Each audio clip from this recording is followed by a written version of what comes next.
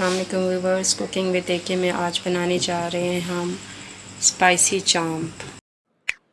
Cooking with एके को subscribe करें और बेल के आइकन को क्लिक करें। किलो 1.5 किलो के करीब जो है ये हमने चांप ली हुई है।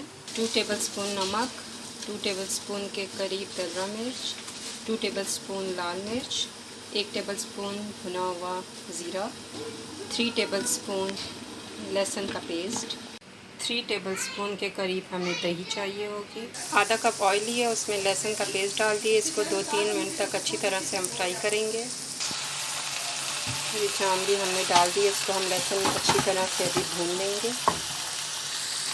लहसुन को अच्छी तरीके से इसमें मिक्स कर लिया। अभी हम इसको ढाँप कर रख देंगे तकरीबन आधे घंटे के लिए, और ये अपने ही पानी में हल्का सा गल जाएगा।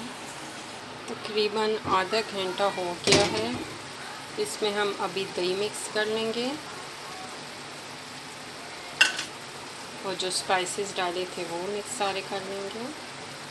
तो इसको अच्छी तरीके से हम मिक्स कर लेंगे।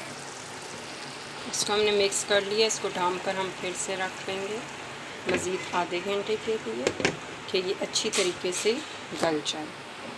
इसको साथ साथ चेक करते रहें। चांप बहुत प्यारी खुशबू आ रही है। चांप अपना पानी खुद छोड़ेगी और दही भी हमने डाला हुआ है, तो एक्स्ट्रा पानी आप मत डालें।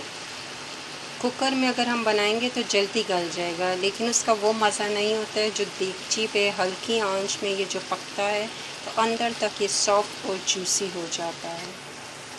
अच्छा, हमारी जो चांप है बनने में ऑलमोस्ट 1.5 आवर लगा है और ये बहुत मज़े की गल चुकी है। इसको अभी हम सर्विंग के लिए तैयार है। हमारी मज़ेदार चांप तैयार है। वीडियो को लाइक करें, कमेंट करें और शेयर करना ना भूलें।